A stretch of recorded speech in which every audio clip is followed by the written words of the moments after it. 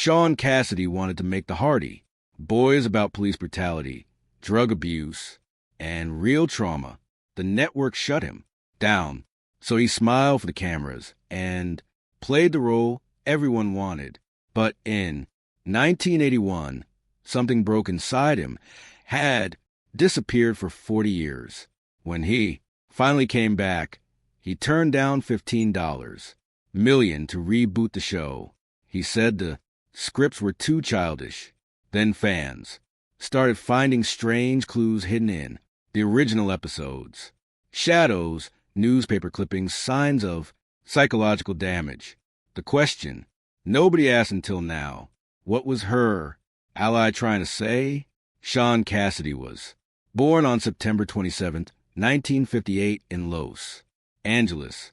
He was 1 month overdue and doctors had performed a cesarean and bring him into the world. His parents were both famous. His mother, Shirley Jones, had won an Oscar. His father, Jack Cassidy, was a Broadway star. But what the public never saw was the chaos. Waiting at home, Jack wasn't just moody, he was mentally ill, suffering from bipolar disorder and drinking heavily. He could be funny 1 minute and frightening the next. Sometimes he'd be found walking around naked, even watering the lawn in broad daylight. One time he sat quietly in the corner of a room and whispered that he was Jesus. It wasn't a joke. It was real, and Shaun saw all of it. When Shaun was just 16, Jack had to be put in psychiatric care for 48 hours after another breakdown.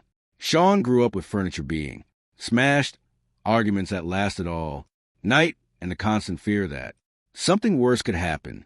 He also had to live in the shadow of his older half-brother, David Cassidy.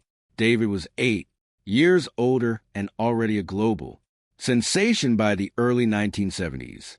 Between 1970 and 1974, David made $8 million and got around $25,000 fan letters every week. At home, Shaun felt invisible even though Shirley was his real mom. She played David's mother on The Partridge Family, and it felt like David was getting more attention on screen than Shaun ever got in real life. By 2025, Shaun admitted that David never gave him advice when he became famous. He said David was at a low point in his own career and couldn't bring himself to enjoy Shaun's success. That jealousy made every family dinner feel like walking on glass. Shaun learned to hide his wins just to keep peace in the house. By the 1960s, the Cassidy family moved into a mansion in Beverly Hills. It sounded glamorous, but for Shaun it was a nightmare. He went to elite private schools where kids mocked him. Every day, they made fun of his mom, called her roles in musicals like Oklahoma, corny and fake, and told dirty jokes about her that cut deep. One day, at lunch, they sang a twisted version of "Oh, What a Beautiful Morning" while making obscene gestures. He felt sick and humiliated, even though he went to school with future stars like Nicolas Cage and Lenny Kravitz. Shaun stayed isolated. The bullying turned into a quiet hatred for everything Hollywood stood for. Booth kept going. Everything changed on December 12, 1976, that Shaun was just 18 when his father, Jack, died in a fire. He had been drinking that night. A cigarette fell onto the couch and the flame spread fast through his apartment. In West Hollywood, firefighters arrived. At 6:15 a.m., they found Jack's body near the door. He had tried to crawl out, but didn't make it. He died from smoke and burns all over his body. For hours, no one even knew who he was. He was labeled John Doe number 257 until dental records and a melted gold pinky ring identified him. Shaun showed up at the scene and saw the blackened walls, smelled the burnt flesh, and stood near the body bag. That melted ring became the symbol of everything his father had destroyed: his family, his future, and himself. That day never left Shaun. It later pushed him toward writing dark emotional stories. After Jack's death, Shirley wanted John to stay busy. She enrolled him in acting classes and sent him to auditions. One was for a $50,000 serial ad. He didn't get the part. The casting director said Shaun looked too sweet and couldn't pull off a rebellious vibe. He said Shaun looked like he'd never broken a rule in his life. That crushed him. His mom thought he just needed tougher training, so she put him in more aggressive classes. But deep down, Shaun knew his natural personality didn't fit the Hollywood mold. While other kids were too wild, he was told he was too good. That stuck with him for years. In 1975, when he was still in high school, Shaun signed a music deal with Curb Records under Warner Brothers. His first single, Morning Girl, came out in 1976. It didn't do well. It only hit number 40 in Germany and didn't chart in the U.S. People kept comparing him to David, saying he wasn't mature enough. One Warner Brothers executive even told him to sex up his image if he wanted to make it. Shaun didn't like that. It wasn't them, but he didn't give up. In 1977, everything changed. Shaun released a cover of Der Ron Ron. It hit number 1 on the Billboard Hot 100 and stayed in the charts for 22 weeks. He was now a teen idol, but the success came at a cost. That same year, during a concert in Germany, Shaun collapsed on stage from exhaustion. He had been doing up to 200 shows in 1 year, often with only 3 or 4 hours of sleep between them. His team pushed him too hard, and his body gave out in front of thousands of fans. The tour had to be paused. It was a warning that this kind of fame came with a price. Later in 1977, his self-titled album sold over 2 million copies, but fame came with fake stories. 2. His managers staged fake romances and photos to sell more albums. One time, they made him pose closely with a model he'd never even met. He hated it, but was told it was necessary. He was 18, but had to act like a heartthrob with a love life made for magazines. That disconnect left him feeling like a puppet. In 1978, he released another album called Under Wraps. It had a darker rock vibe and even featured a song with Brian Wilson, but fans didn't like the new style. It only reached number 33 on the Billboard chart. Critics said it was too dark and called it an awkward attempt to change. Shaun felt crushed. He had tried to grow, but no one wanted him to evolve. His bubblegum image was now a prison. Things hit a breaking point in 1979 at Madison Square Garden. While performing, fans broke past security and rushed the stage. They ripped his clothes and pulled chunks of his hair. He had a panic attack right there in front of everyone.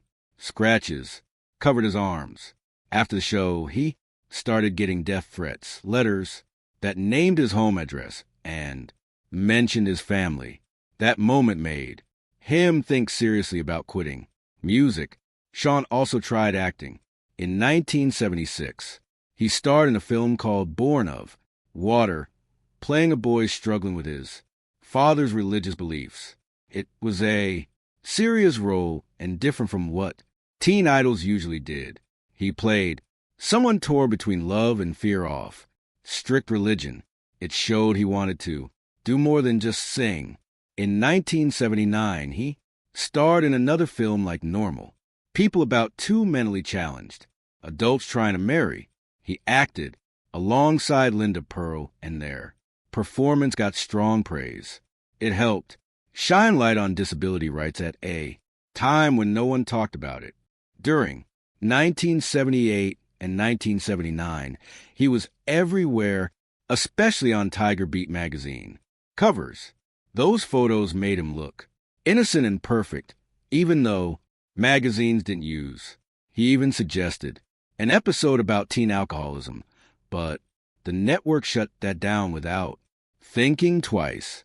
ABC didn't want anything messy. They wanted clean, fun stories. Shaun kept trying. He pushed the writer to change the dialogue. He asked for deeper mysteries, but each time he was blocked. They didn't want social issues. They wanted safe stories. And that began to wear on him. The show aired its first episode on January 30th, 1977. Over 20 million people watched. That kind of success was rare, but behind the camera, things weren't as smooth. The days were long, 18 hours at times. The cast was exhausted. During the first season, Shaun collapsed from dehydration. After a stunt, he had to be treated on set. Everyone was pushing their limits. They worked 6 days a week on Universal Studios' Colonial Street. The pressure to keep the show going never stopped. People thought it was a wholesome, family-friendly show, but behind that image, the stress was quietly building. By 1978, things got worse when Pamela Sue Martin came in for Nancy Drew. Crossover episodes. A secret came out. She was getting paid half of what Shaun was making, even though her name was just as big in the credits. She was furious. She argued with producers. She said it was unfair. Then, she did something no one saw coming. She posed for Playboy magazine. The cover said Nancy Drew uncovered. ABC had no choice. That broke her contract. They had to fire her. That scandal changed everything. Her character was removed from the show entirely. The fan response was massive. Thousands of letters came to ABC every week, mostly for Shaun. Some fans were only 12 years old, writing love letters and even asking to marry him. Some letters were scary. They described his home, his routine, what he did in private. One fan even broke into his Beverly Hills house. That's when Shaun hired Gavin de Becker. He was just 23, but already working in security. Gavin later protected stars like Jeff Bezos, but Shaun was one of his first clients. They set up security systems, watched the mail, and handled dangerous fan behavior. One girl even sent her a report card, hoping Shaun would be proud of her.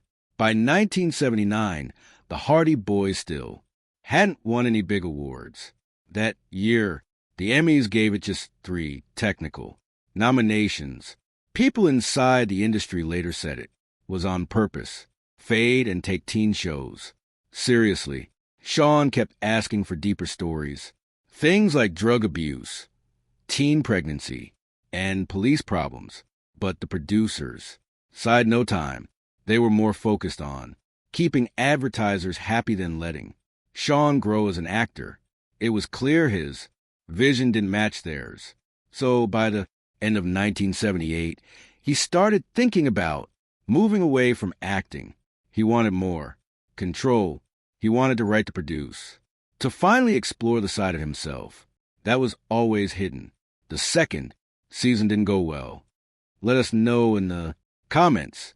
And don't forget to like, share, and subscribe for more updates just like this.